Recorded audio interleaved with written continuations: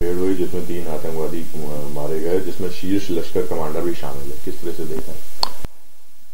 सबसे बड़ी चिंता का विषय है कि भाजपा सरकार ने कहा था नोटबंदी के बाद आतंकवाद खत्म हो जाएगा, 3 से 70 खत्म होने के बाद आतंकवाद खत्म हो जाएगा, पर जमीनी हकीकत कुछ और है। वहां पे आतंकवादी गतिविधियां बढ़ रही और जम्मू इलाके तक पहुंच रही, जो अभी तक अछूता था। आतंकवादियों की घेरेबंदी करने में पूरी तरह भाजपा सरकार, केंद्र सरकार असफल रही, क्योंकि सीमाएं रक्षा मंत्रालय के अधीन है और अंदरूनी जो आंतरिक कानून व्यवस्था है वो गृह मंत्रालय भारत सरकार के अधीन है, प्रदेश सरकार को अधिकार नहीं। तो ये घटनाएं जो बढ़ रही हैं ये चिंता का विषय है। फिर जानबूझकर जम्मू कश्मीर से जो बाहर लोग आए हैं उनको निशाना बनाया जा रहा है। कल जो किया तो दोनों उत्तर प्रदेश के मजदूर निकले और सेनाओं पे हमला हो रहा है, ये चिंता का विषय है। मोदी सरकार इस मोर्चे पर पूरी तरह फेल हो गई है। उन्हें मैं कहना चाहता हूं कि देश की आंतरिक सुरक्षा के इस महत्वपूर्ण मुद्दे पर लापरवाही न बरतें। ये देश की एकता और अखंडता का सवाल है।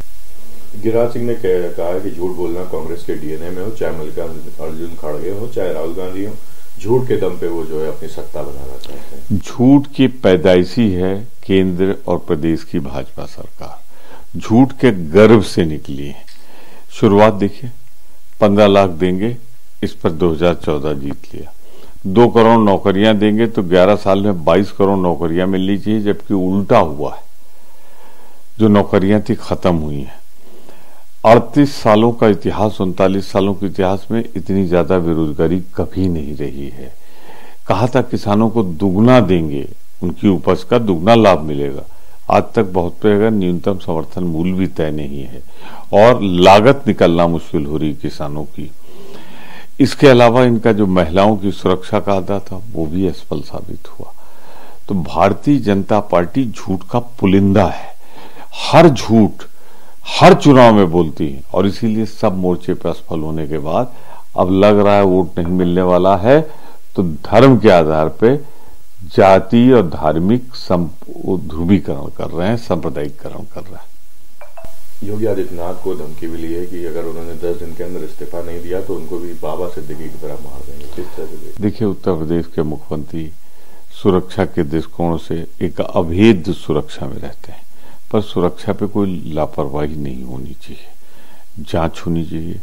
जो भी दोषी हों उनके खिलाफ कठोरतम कार्रवाई भारत के कानून के हिसाब से होना चाहिए। आवश्यकता पड़े तो मुख्यमंत्री की सुरक्षा और बढ़ा देनी चाहिए।